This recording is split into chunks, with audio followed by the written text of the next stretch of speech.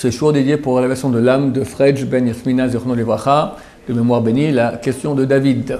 Ok, donc comment convaincre les gens que ce monde n'est qu'une image et que c'est le monde futur qui est le plus important?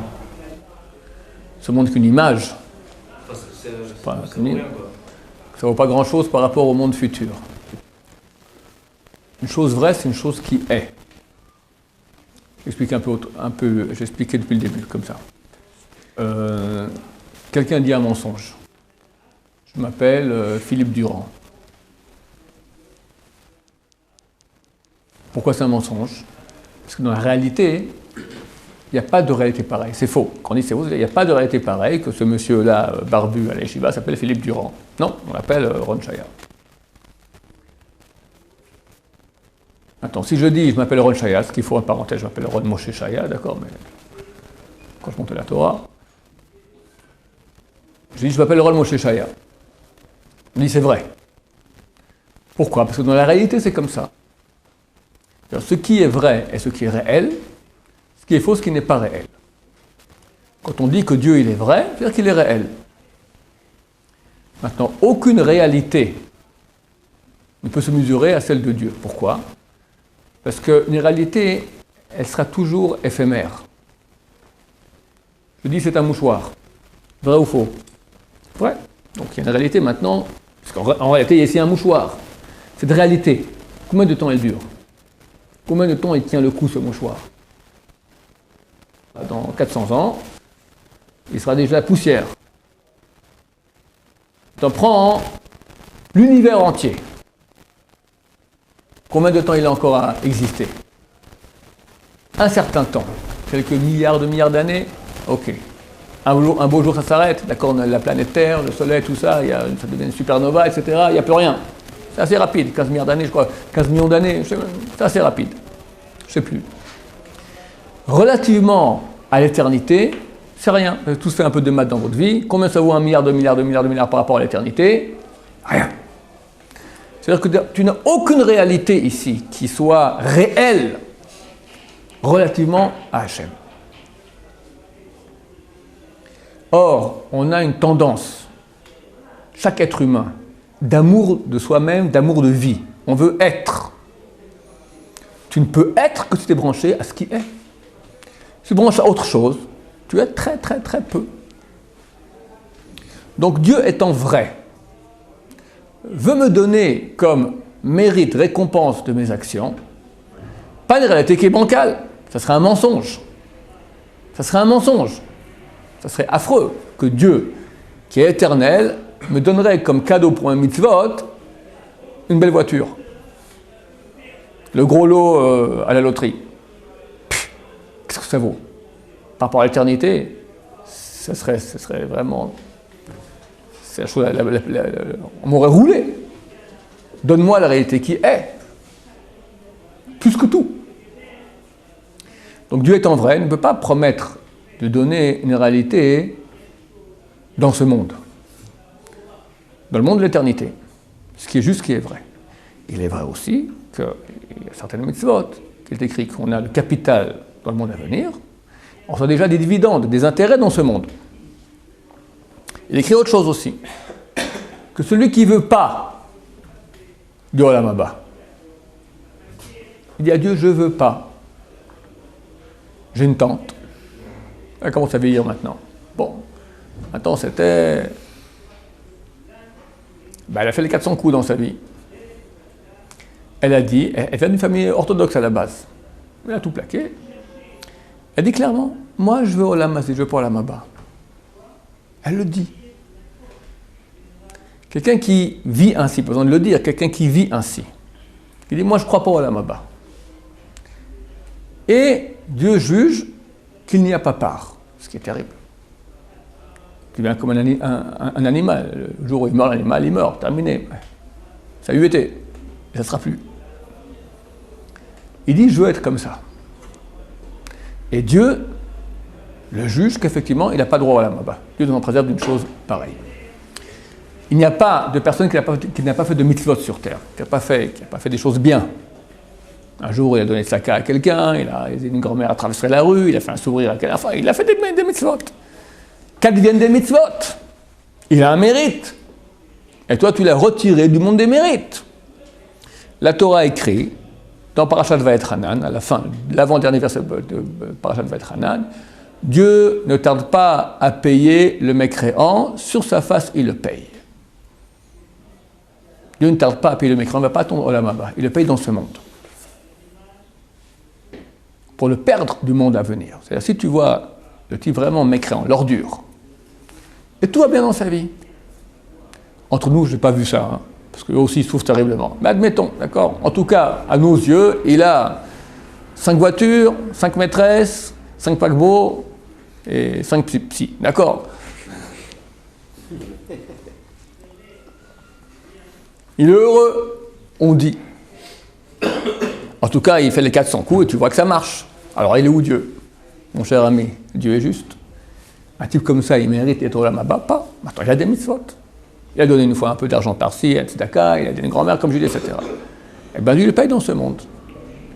Et après, quand il arrive au Olam Haba, mon cher ami, on t'a déjà payé. Il veut payer des bêtises. Mais mon cher ami, c'est ce que tu voulais. Tu ne voulais pas du monde à venir, ça ne t'intéressait pas. On t'a dit Olam Haba ou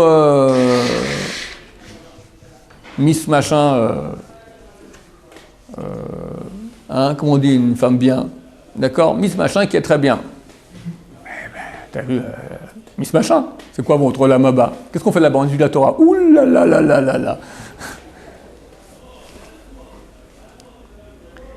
Donc, il est inconcevable que Dieu mente, à moins que la personne ne mérite vraiment pas d'être dans le monde de vérité, c'est le Olam Haba, alors il recevra son mérite dans le monde du mensonge. C'est-à-dire qu'il aura des plaisirs éphémères, qui ne durent pas, et qui, en fin de compte, ne donnent pas satisfaction. Rares sont les gens heureux. Rares. Le type qui se croit peut-être heureux, c'est le type insouciant, entre 16 ans et 22 ans, qui fume, qui va en boîte, et bon, il rigole avec les copains, bon, et il n'a pas encore la conscience du sérieux de la vie. Au bout d'un moment, qu'est-ce qui donne plaisir? Tu vois, tu regardes autour de toi, il n'y a que amertume, souffrance, terrible. Ennui, amertume, souffrance. Par contre, ceux qui s'investissent dans ce qui est juste, dans ce qui est vrai. Alors, sans parler de ce qu'ils auront au Olam Haba, ça c'est déjà énorme. Admettons même qu'une vie de souffrance ici, pour avoir Olam Haba, elle vaut la peine, c'est clair. Mais c'est vrai que ce n'est pas très médiatique. Venez souffrir ici 70 ans, vous aurez Olam Haba. Bon, d'abord un problème de foi, on n'a pas été là-bas, donc on a toujours dans le cœur, oui, mais qui me dit que? Alors oublions Olam Haba. Parlons maintenant rien qu'au Olam Hazé. Il est clair qu'une personne qui se construit du point de vue spirituel, elle est beaucoup plus heureuse qu'une personne qui ne se construit pas, donc qui est détruite. Il ne faut pas rêver, hein. Il n'y a pas à moitié construit. Dans le monde qui ne connaît pas la Torah, les gens sont détruits. D'autant plus que la civilisation, la société, pousse à la destruction. Un temps, il y avait encore un minimum de morale. Aujourd'hui, plus. Aujourd'hui, un temps, les films, c'était... quand j'étais à l'école, on m'avait montré un film américain, donc j'avais 17 ans, c'était 77, d'accord? C'était un vieux film américain, d'une histoire de comment ça se passe. Un type, il a fait un truc qui était contre l'État américain, tout un roman, comme à la fin, c'est insupportable. Comment j'ai osé faire un truc contre l'État américain? Il fait tchouva, il rend le truc qu'il avait volé. D'accord? C'est le film. Après, les films, c'était quoi? Comme la bande de truands qui a réussi à faire le meilleur casse, le plus extraordinaire. Et c'est ça les héros du film. Ça a changé. Quand tu vas voir un film pareil, tu vois les héros du film, c'est le type qui a fait le meilleur casse. Et ben tu dis maintenant, qu'est-ce qu'on fait? Donc on nous pousse à la débauche sexuelle, tu as ça partout dans la rue. On te pousse à la concurrence, achète ce truc-là, tes voisins seront verts de jalousie. Il y a des pubs de ce genre-là. Achetez cette robe, vos copines seront vertes de jalousie, ça marche. On te pousse à l'agressivité, la violence. Les psychologues américains ont dit qu'un enfant de 12 ans a vu en moyenne, je ne sais plus combien, 100 000, 200 000 scènes de violence et de sexe. Il est complètement ravagé. Donc non seulement déjà on a une partie bestiale en nous qui nous pousse à cela, mais ensuite elle est exacerbée, poussée, motivée et renforcée par la société. Et ils savent très bien qu'ils sont en train de se planter. En Israël, c'est beaucoup plus beau parce que tu as des pourcentages. Tu as le monde orthodoxe et tu as le monde non religieux. Alors, il y a des pourcentages. Combien de drogués? Alors, tu as des gens qui se droguent. Dans les chivotes aussi, ça arrive, oui. Ok, parlons chiffres. 2% à tout casser. Tu as 2% dans le monde non religieux qui quoi? Qui n'ont pas goûté de cannabis. Pas normaux d'habitude, tout à fait. Le type, il est un peu réservé, comme ça, timide. C'est pas normal. Il n'a jamais goûté une fois de sa vie. C'est un cas psychiatrique, hein, d'habitude. La fille qui a 15 ans n'est pas encore toujours vierge. Dans le monde orthodoxe, allez, 2-3% peut-être, j'exagère, mais beaucoup moins que ça. Dans le monde non religieux, à 15 ans, on prend la pilule, quoi, normal. Violence, dans le monde religieux, délinquance juvénile, t'en as, mais quel pourcentage? Et qu'est-ce que tu as dans le monde non religieux? Tromperie, Schlumbait, etc. Tu regardes les chiffres, c'est extraordinaire. Ici en Israël, vu que les deux mondes vivent dans le même pays ensemble, c'est très flagrant. Et c'est pour cela que les médias israéliens, très souvent très anti-religieux, chaque fois qu'il y a un truc tordu chez les religieux, ils montrent ça en épingle. Chez eux aussi, il y a des trucs tordus. Bien sûr qu'il y a des trucs tordus chez nous aussi, on n'est pas tous des sadikim. Mais prends les chiffres. Ils savent très bien qu'ils ont complètement raté. Alors qu'est-ce qu'il faudrait faire pour réussir? Accepter d'être moral. Ça veut dire accepter, on arrête avec les filles, on ne pense pas qu'à son ventre toute la journée, on devient honnête, on arrête de magouiller, impossible. On sait qu'on va droit, je te parle des penseurs, on sait qu'on va droit à la catastrophe, que ça devient une société complètement invivable, la destruction de la société. Mais mieux vaut ça, et se battre contre ceux qui prônent la morale, plutôt qu'accepter de réfréner nos envies bestiales. C'est exactement ça.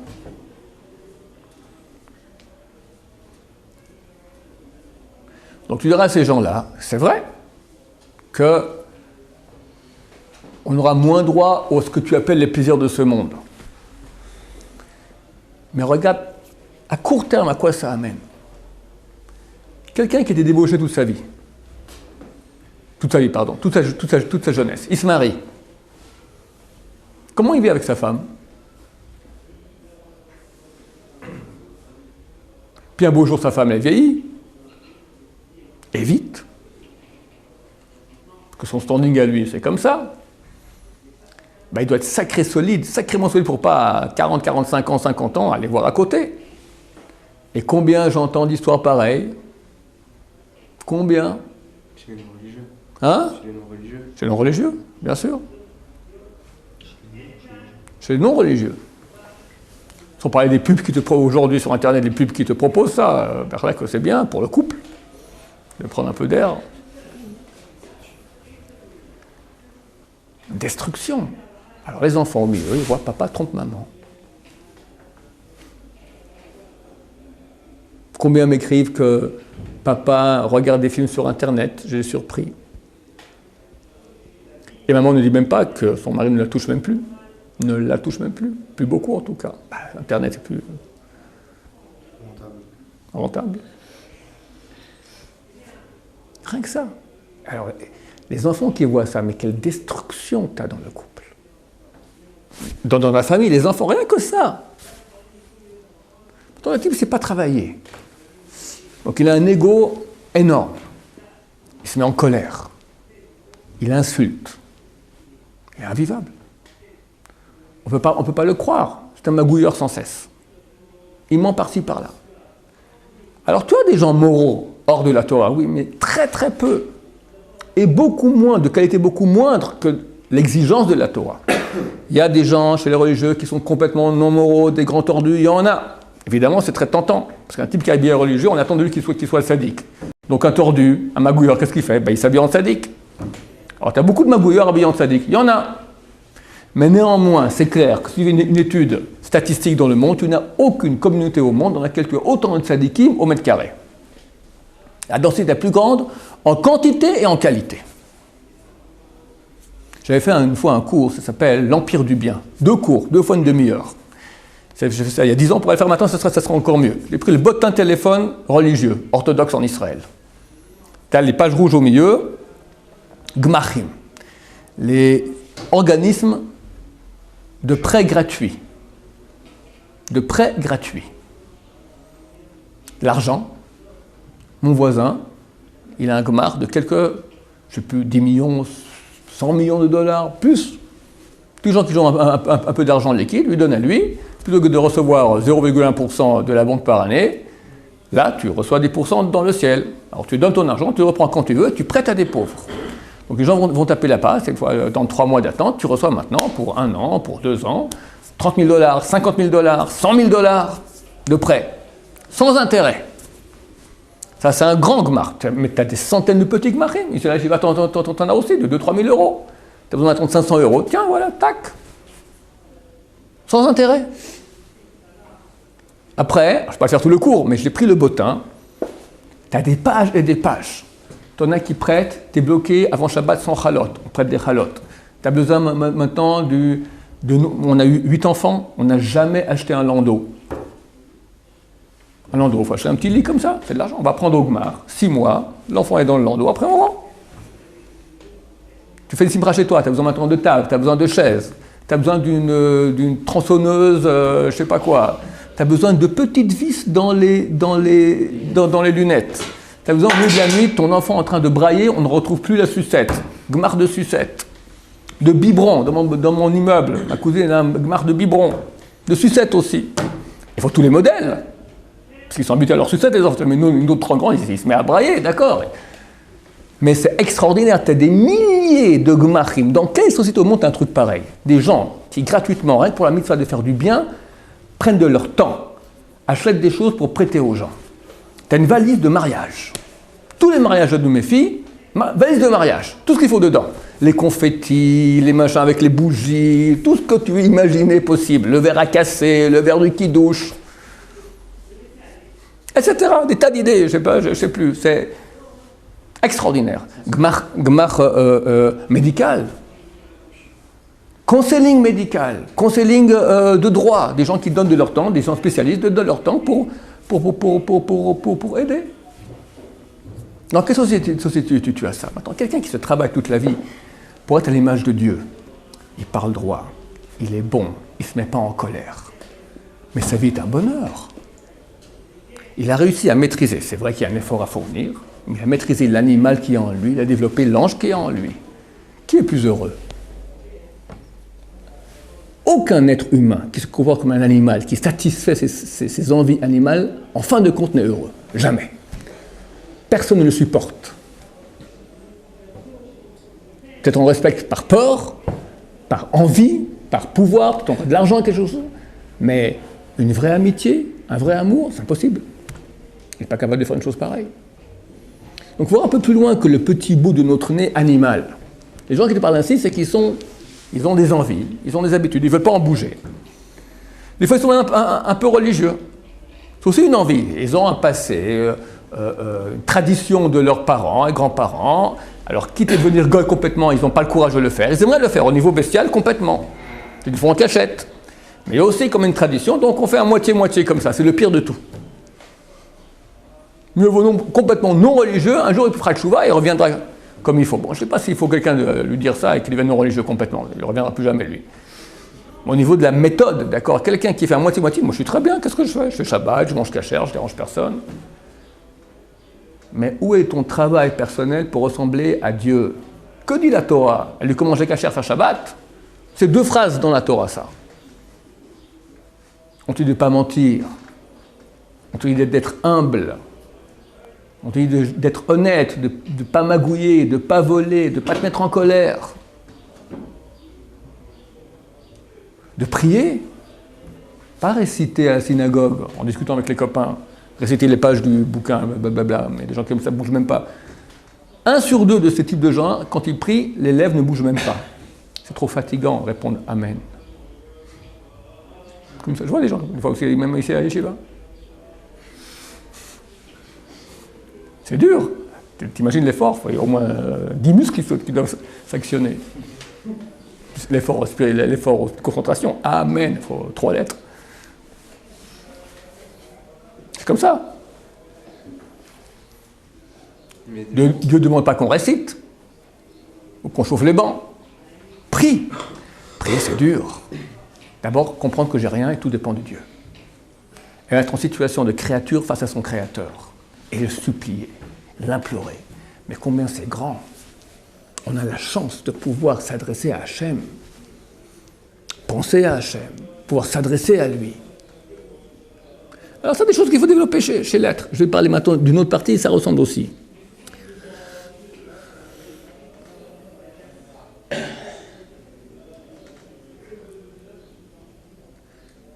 Notre véritable réalité, c'est notre âme. L'âme est venue dans ce monde pour se réaliser. Comment elle se réalise? Il faut un corps. Tu ne peux pas agir sans corps. Donc, Dieu a voulu qu'il y ait un libre arbitre et que lorsqu'il nous ordonnera l'âme se réaliser, elle aura aussi une tendance à vouloir ne pas se réaliser et suivre les tendances du corps animal qui sont toujours contraires des tendances de l'âme, toujours.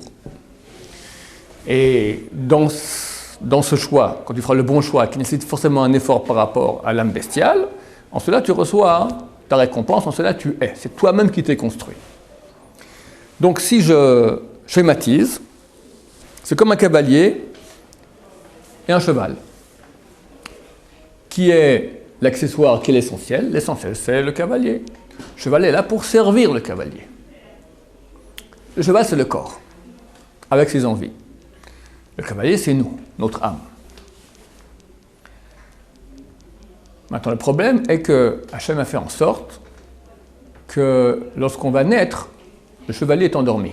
L'âme ne se dévoile pas du tout. Chazal ont dit que l'enfant, il est que Yetzerara. Il suit que ses pulsions animales. Un être adulte qui se comporte comme un enfant, il est dangereux. Dès qu'il n'est pas content, il hurle. Il voit un truc bien chez son copain, il le pousse et il le prend. On ne fait pas ce qu'on veut, mais c'est à se rouler par terre, d'accord? On comprend que c'est... Mais bon, ce petit enfant est tout mignon, alors bon, prochainement on respecte. Et on va commencer à l'éduquer, comme je dis, pas mettre les doigts dans le nez, et pas beaucoup plus.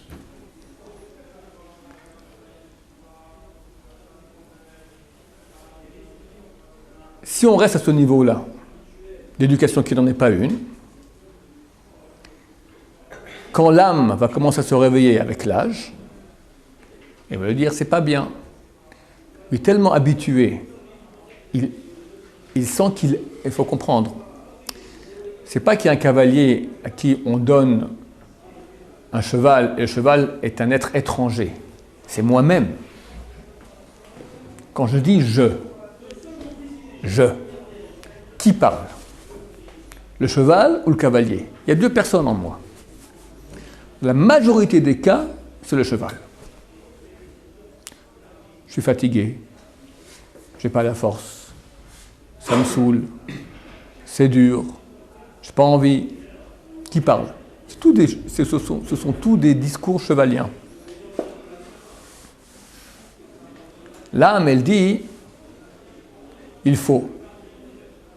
Dès qu'on dit il faut, le cheval déjà, il ne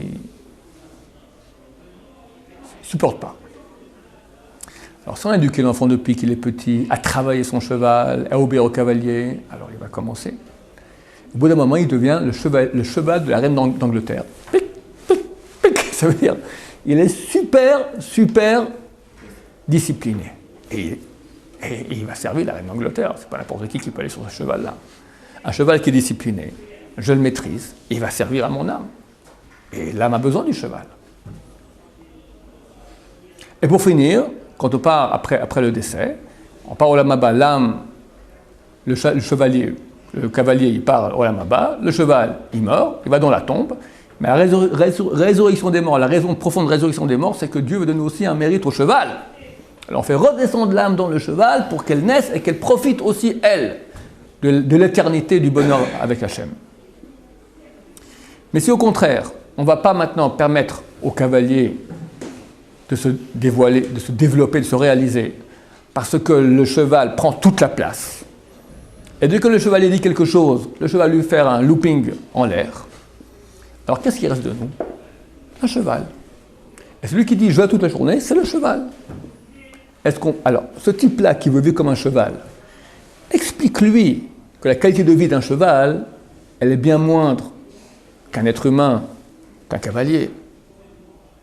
Après tout, un être humain qui se comporte comme un cheval, il ne va pas très loin dans la vie. Ça ne va pas loin. De quel bonheur il parle maintenant? De quel bonheur? Par exemple, parlons sur le terrain.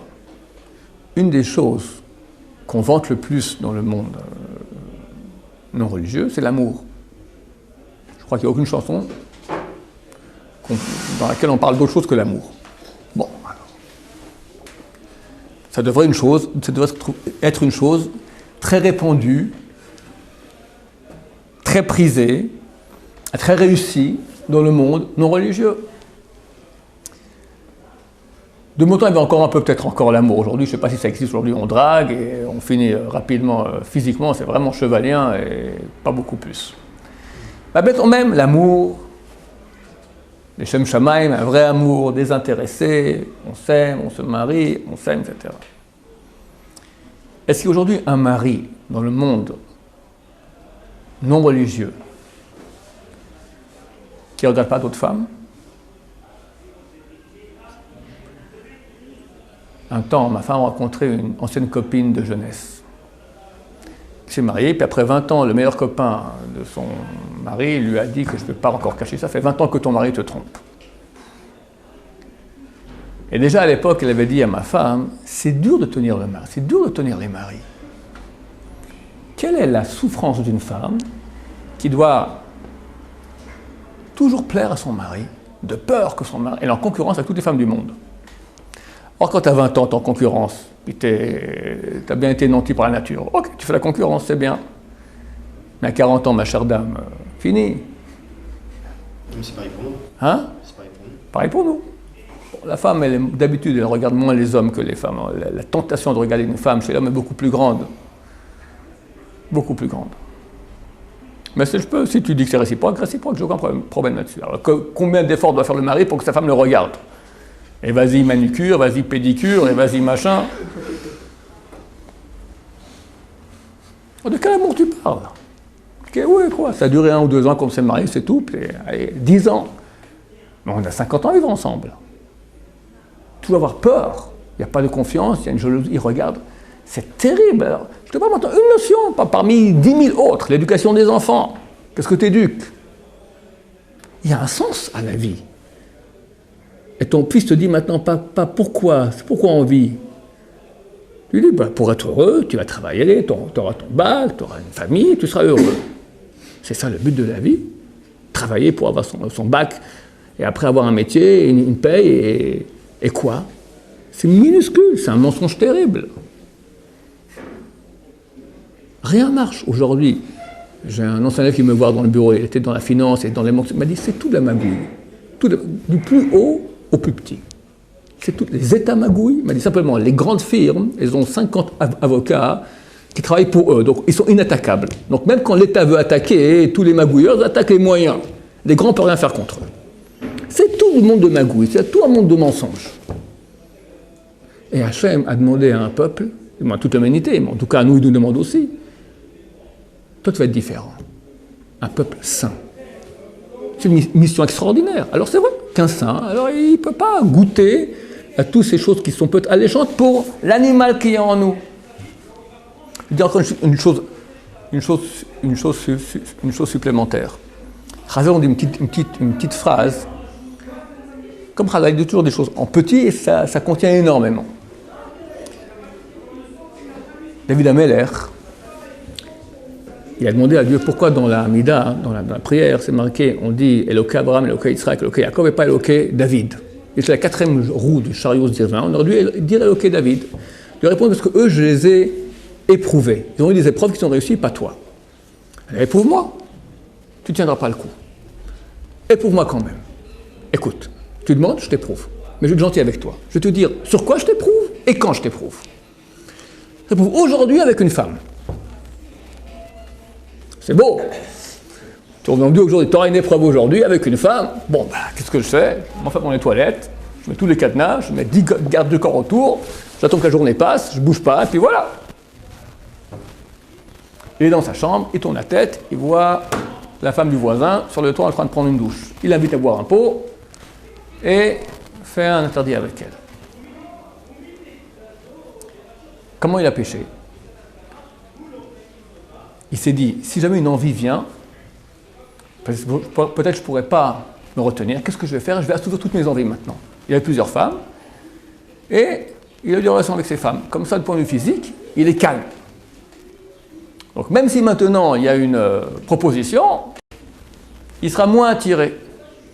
Chazal on dit, il a oublié un principe. Il y a un petit organe chez l'homme, celui qui la femme est rassasié. Celui qui le rassasie est affamé. Il y a un petit organe chez l'homme. Celui qui le rassasie, tu satisfais ses envies, tu deviens affamé. Celui qui la femme dit, mon cher ami, niette, mais j'ai envie, silence. Au bout d'un moment, cet organe, il est rassasié. Toutes les envies physiques. Celle-là, dans ce cas-là, on parle des envies sexuelles, mais toutes les envies physiques. La nourriture, le sucre, le tabac, le coca, les films, les jeux, tout ce que tu veux, tous les plaisirs de ce monde. Plus t'en as, plus t'en veux. Tu deviens asservi, tu es addicté, tu deviens esclave. Esclave. Un flash, quand on shoot à l'héroïne, il paraît que c'est extraordinaire. Alors allons-y tous, pourquoi on ne fait pas ça? Mon cher ami, tu touches à ça, t'es mort. C'est tellement bon, c'est une addiction tellement bonne, tu ne tiens pas le coup, et en 3 mois après, t'es mort. Alors, il y a certains crétins qui tombent dans le panneau, et d'autres qui savent qu'il ne faut pas toucher à ça. Ce qu'on a compris. Mais toute addiction, elle est comme ça. Le tabac, le sucre, le coca, les gâteaux, d'accord? Le lit, dormir. Tout ce qui est plaisir matériel, plus tu t'habitues, moins tu es rassasié, plus tu es affamé, plus tu es envie. Tu deviens addicté. Alors tous ces gens-là qui ne travaillent jamais pour s'affamer au niveau des pulsions animales, deviennent des addictés de toutes les envies qu'il y a dans ce monde. Il y en a beaucoup. C'est ces pauvres types. Il est esclave de ses pulsions, esclave, addicté, comme un junkie qui lui faut sa dose quotidienne d'héroïne. C'est un pauvre type. Exactement. Exactement.